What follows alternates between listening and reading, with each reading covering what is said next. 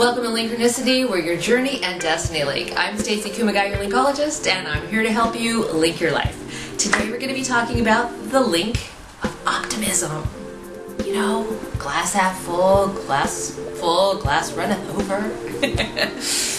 Now, I've wanted to do this video for a really long time, but I avoided doing so because I have a happy video, your happy link video, and I didn't want the two to get confused because they're not the same thing. I mean, they are. They're attached to the same goal, but it's not the same thing. So I thought, well, I'm gonna make this really clear so you understand the difference. That's probably really essential too, right?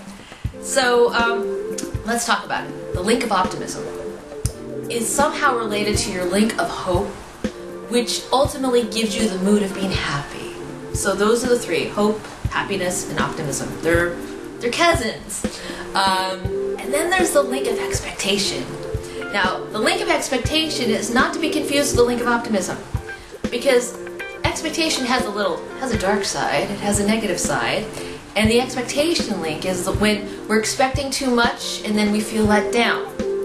So then we lose hope, and then we're depressed, and then we lose the happiness. So it's not always our friend.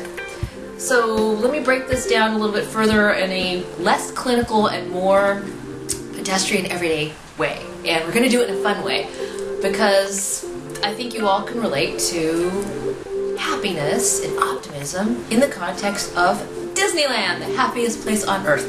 That is where I got my humble beginnings, believe it or not, as a teenager.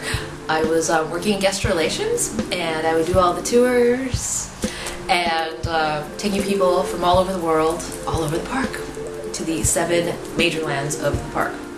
Now, I was a teenager, wasn't as developed in worldliness, still not, but I had somebody from Europe ask me, what is it that they're piping in these vents or putting in your orange juice? How are you guys happy all of the time? What if you come to work unhappy? How is it that you can perform your job to be happy, to create happiness at the happiest place on earth, if you're not feeling happy too? And I thought that was a really interesting question. And here's the thing. You could be the greatest actress or actor on earth. You could be De Niro or Streep or whatever, but you can't fake happiness, because happiness eventually fizzles out with fatigue and stress and just the length of a wearing long day, right? So I started to think about it. Like, where does this really come from? And it came down to the link of optimism. When somebody says, have a nice day, have a happy day, it's with the optimism of hope that brings about this happiness. So the happiness, hope, and optimism are all already linked together.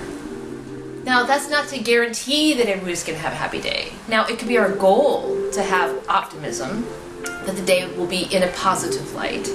But it doesn't automatically go there unless we choose to have an optimistic viewpoint. And I went, that's how it all works together. Does that make sense?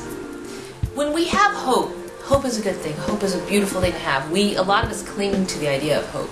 We have hope for a happy tomorrow, and we have hope and optimism. They're kind of on that plane here, this balancing act. But it's when we're expecting it all of the time, or when we're expecting that is the outcome, and we're let down and we get the disappointment, then all of a sudden we lose, because of expectation, we've lost hope and possibly happy.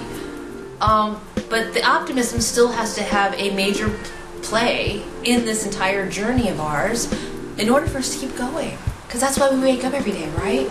We wake up with the idea of having optimism. Optimism is the driving force behind making each day the best that it can be, whatever that is. Now, no day's perfect, or maybe some days you have that perfect day, but it can't sustain on an everyday basis unless you actually go in with the idea of having optimism. that even the things that are challenging to you are for your highest good. Even the things that are challenging to you can be an experience.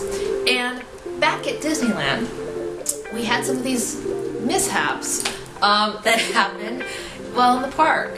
When a ride got stuck, and when Small World got backed up, and people actually had to climb out of the boats. We were told to keep our hands and arms inside the boat. We had to actually get out of the boat and walk into the topiary planter because all of a sudden we couldn't move the ride to exit and disembark.